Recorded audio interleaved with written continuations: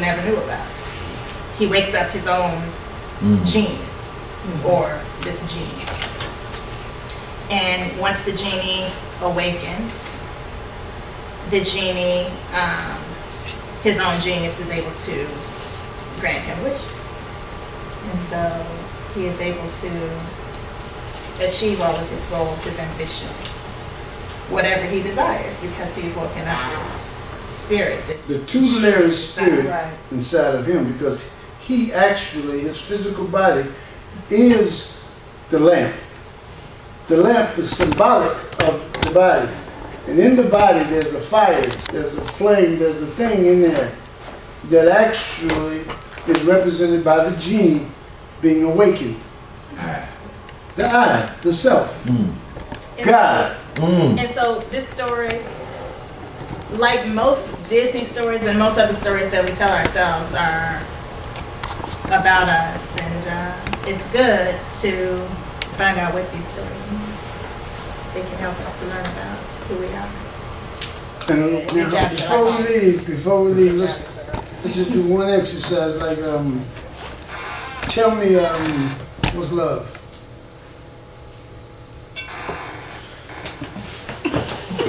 Good move. Good move. Libido?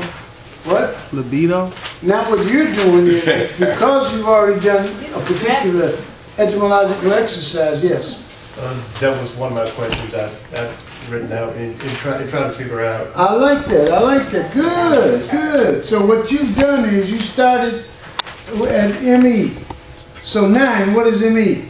Middle English. 9, what is ME? Hold it up straight. Okay. So what I need you to do is you look up for yourself what is Middle English, okay? In other words, just because he says that, don't you take it for granted now that you know that because you look in a book and see it or someone says it. You look it up for yourself and then get an idea of what Middle English was. You follow me? So love, you got love starting in Middle English, right? Right. And then you have love going to Old English or, what is that, 9? Old English or? AS. What is AS? I have OS. No, what is AS? I'm asking you, what is AS? So what are you doing now to find out what AS is? Where are you looking it up? Oh, the abbreviations. Okay. Good. So now when you want to find abbreviations, you go to your table of That's contents. exactly what I'm trying to find. It'll tell you where your abbreviations page is. Yeah. Then you find AS and OE. They're going to be the same thing. All right? One is going to be what? Your abbreviation page? Yeah. One is going to be Old English, and the other is going to be Anglo-Saxon. Anglo-Saxon. Good. Now you have what? Lufu? So, Ms. Blank, just a quick question relative to OE and AS. Are these at different times or different people or both? No. It'll be the same time, but what happens is at different times where the dictionary has been actually manufactured, at different times they called it Anglo-Saxon, and then let's say 10, 20, 30 years later, they started calling it Old English. Old English and Anglo-Saxon are the same thing. Okay. But in some books, you won't have AS. In some books, you'll have OE. In other books, you'll have the reverse. Okay. All right? Okay. So now I think he's going from Old English to what? What is that next one now? OHG. OHG, what is that? Old High German. Good. Now what you have to do is you have to go in the book and research back until you find what Old High German was.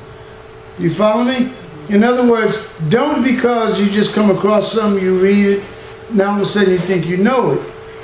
That's not going to get you to a position of knowledge. And if you're saying that knowledge is power, you've got to do the work to get there. You follow me?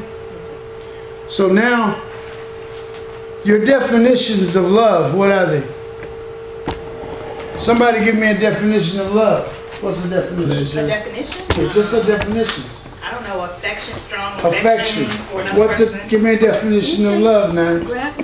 Pleasure. It can be gravity. You said what? Pleasure. He says pleasure. Okay, what else? Caring. Caring can be, you can actually, you can use all those as definitions, and all of you will have different definitions. What makes you think that you know what the word is actually symbolized? So right here, you go all the way back to German, and then you go back to IE. Now, what do I try to ask you about IE? It's hypothetical. Right, so I asked you to do what about IE? IE and PIE, I asked you to leave it alone. The Proto-Indo-European. Yes, and the reason I asked you to leave that alone is because what you were taught in school is incorrect. It's nonsense. And all it's going to do is confuse you. You don't need that type of confusion. What you need is you need to be able to find truth so that you'll have the kind of information that as you're developing some type of cognitive skills, it'll just kick in. So just scratch it out. I think you should, Okay. because you don't want to waste your time dealing with that right now. Okay. Go straight to the German or Old High German to Latin. Right. And in Latin you're at what? All right? And then by the time you get to German, the Luba or whatever, you're actually at the same thing as what you have down here at the bottom. What you have is lust. Gotcha. And that's exactly what love is. It's lust. And that's all it is? That's all it is. Now at the same time, how are you going to make yourself comprehend what the language was talking about when they were developing a concept of love? How are you going to do it? You gotta go to other languages. Study the troubadour. How are you going to go to other languages? You got to find out Go back and what, you like to go to the French or the Spanish. Gonna call you. lust works for me. All right, so yeah, so I'm gonna call you probably about the next hour or so. When I get right back, 8, 9. that'll work. Okay, all right. All right, but see the thing is, You mean to get back to this broad concept of what no, we... see, first of all, what I'm suggesting is all of you using definitions and you ain't got a clue about what you're thinking and how the concept that's in your brain actually came to exist. That's what I was asking. I'm saying this. When I would hear the word, it would have these multiple definitions in my head. Okay. Like I would be confused about the love I have for my child Okay. and the love I have for my spouse. All right. Well, So now you get language into all is this different. nonsense. There's different words for those types of love Right. in many other languages. It's just in English we only have one name. Yeah, for it. There's yeah. agape and there's eros. There's So different that's words Greek. for it. And Latin, You- I think you just said. But you got to get back there. But you got to get back there, right? Now the problem is do we know how to get back there? Some of us do. How did you learn? How did you learn? We're going through the exercises with you, No. That's what I'm. and then I looked it up. All right, good. So now we want to get back. How do we get back? So did you hear what they said? No, I didn't understand how, because I was trying to follow how he got past Old High German. Yeah. You can't get past Old High German. I mean, going. Even if he made it to Latin with the way he's doing it, it's not going to work. You've got to actually now, before you get to Latin, you're going to have to break the word apart with languages that came from Latin in order to get to the Latin. Like lust. No. You got to go to French Right. or Spanish. And what would you be at when you get to French or Spanish? Adore, Spouse, or more. Amor. If you had that's wife. spouse is wife or husband. Spouse is either one, wife or husband. But in English, spouse becomes sposa. Oh, I'm sorry. Spanish. In Spanish, it's sposa. In English, it becomes spouse. But the average person that looks onto an application and they see the word spouse, they have no idea that they're reading a word from Spanish or French, which is now in English. And we've got to figure out how to get back. So if you went to the word amor, what did amor lead you to? Adore. So when you get to the word amour in French, it'll take you to the other words that you need to get back. And now you should be able to get back to the Greek what? Agape. Agape. And if you get back to the Greek agape, you might be able to get back to whatever the concept was in African tongues, like this language that everybody told me came out of Kemet or Egypt. What were they talking about? Are you talking about symbols now? No, I'm talking about a language.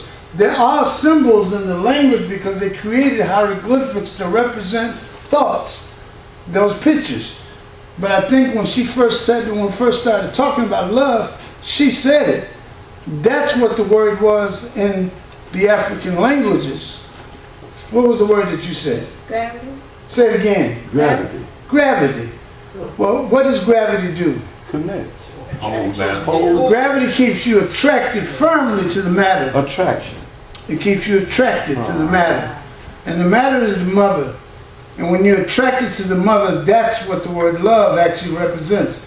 So gravity is that constitutes what later would become love, as far as the word. So I don't understand. How are you getting from Old High German? Why would you go from that to Spanish or French? You wouldn't. Okay, okay. You wouldn't. What we just did was we got the Old High German, and when you go in your dictionary, you cannot get back past Right. Old High German. That's it. Okay. You get stuck. Right. Okay. In other words, that's all that it meant. Okay. Right.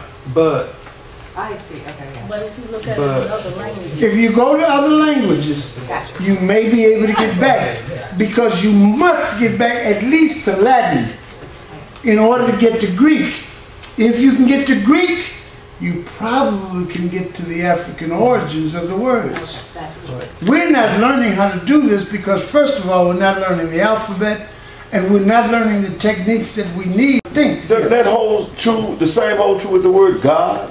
Without a doubt. It only goes to Old High German. Without a doubt. Matter of fact, yes. Well, I mean, it goes further than that. It's just that you won't be able to get it in a Latin with Latin characters. They have there's Celtic All and other Roman characters. yeah, All but you Roman have to learn a characters. different set of characters in order to go back. And even Okay. in German Okay. and English, The Latin. when you do the German, you're going to get G-O-T. And it's G-O-T-T, I think. And G-O-T-T becomes G-O-D in modern English because the T and the D. You have to learn how this But they transliterates. play some funny tricks with you when you try to trace it back. You can't like get it straight back. I mean, you can start going all different kind of words. If you try to find that word to represent some deity before then, do you understand what I'm saying? I guess. What? no, but going back to love and what you were getting at, yeah, I did come to a stop, but at the end of it referred me to different words as in libido and also lust. Right. Right. So I haven't looked up those words yet. I just wrote it down. But that's as far as the word will lead you when you get back to Old High German. Right.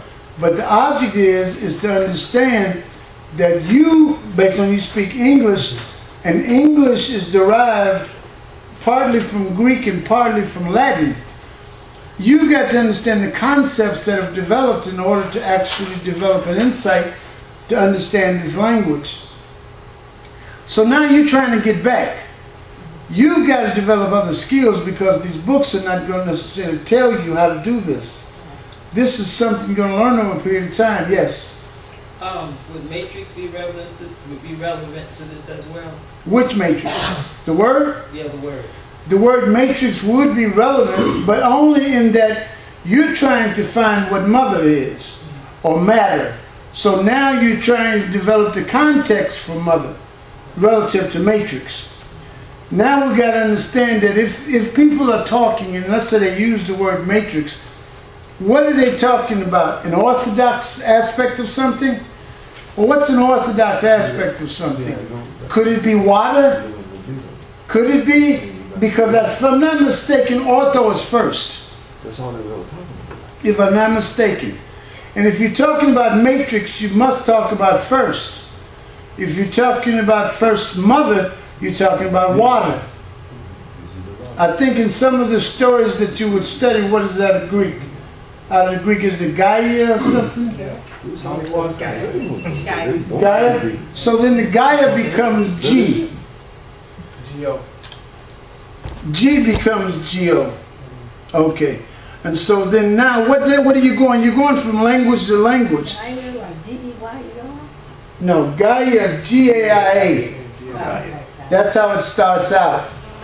All right, but now you got to go back and you got to actually do the work to take you to the Greek and try to go step by step to figure this out. We're not going to do it. We talk a lot, but we're not going to do the work. Yes. The wanderer. Who? Gaia is a wanderer. Gaia is a wanderer? Yeah. I don't know. The only thing I know about is water. The planet. The planet itself. Yeah. Yeah. If you're talking about the planet was a wanderer, okay, fine. Was it wandering as it was going through the process of developing itself into 4 different elements? I'm sure it was, as it still is. So Gaia is a mother. It is a word that was used in Greek when it was going to a particular stage. Gotcha. Now the stage was what they call water.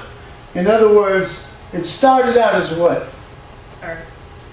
No. Earth is the last stage. Air. So you said it starts out as air. Water. Air is actually gas. Yes, yeah. All right. And what happens to the gas? Condenses. What happens, Justin? To the gas. It Heats up. turns into, They it goes into water. Okay, it's solid. Water. So it catches on fire. Yeah. It catches on fire. Yeah. And how does gas catch on fire? I don't know. You do it all the time. You turn the stove on or something. I don't know. But actually, you're talking about air. Actually, Combust. yes, becomes fire. But now, when the fire actually becomes and is actually dealing with the gas, it creates steam, and the steam becomes Water. water. Well, at the Okay. same time, when this was all one big ball of water, what was man? He wasn't invented yet. Now you're going too far because the statute, what it says is Well, he time was never was when man was not. Okay, If so time never was when man was not, when this was a ball of water, he was in the air. Aquaman. He was in the air. He was Aquaman. Yeah, in the water. So man is mental, is mind. It's mine. It's always been So it there. has nothing to do with what you look like physically. Yeah. Right. Nothing. Yeah. So when this was just a ball of air, a ball of gas, it was invisible. But the mind was there. The mental aspect of this was there. And it goes through all these stages. And I think at the last stage, it became the mother. And the mother is now symbolized by what's the name, Reed Richards? Yeah. Fantastic In Four. the Fantastic Four. Yeah. But it went through all 3 stages before it became the thing, which represents Earth. Earth is a thing, it's an He's object. stone. And you now have the body of Earth, and that's how you become a human. It's now 7:02. What? It's time to go. It's time to go, okay. Ms. Black, All right, what? next week we need like a chart pad or something to do the tetra. Tetragrammaton? Yeah, because that shows the symbolism of, you know what I'm saying, when you first showed us how to do this? Well then, like he brought that, maybe we can bring something or that again, and we'll try to do it from That helps so much, that visual to see All right. the original concept of it. All right. which was, I traced the original concept of God, To? the Tetragrammaton. Good. In the library I went, because that fascinated me. I wanted to know, it's kind of like the... You are going to come up with that from multiple different cultures relative to languages, not just English, but from Hebrew, from India, from what y'all call ancient Africa, everywhere. They had symbols before they had words. They finally hit me. That symbols came before the pictures, the gifts came before words. And it dawned on me, well, they had representations of this. They didn't have a pronunciation. So maybe people still couldn't even utter words yet. Because you got to go in and figure out when actually the sounds that were being made became what you want to call words. And the pictures may have been before the words. So this is where the vowels become so important. Vowels? Yeah, vowels. Now the vowels come into language dealing with a concept dealing with the 7 sounds of God. That's how you get vowels. And vowels you were taught in school came out of Greece and came from Phoenicia. No, I wouldn't call that in school.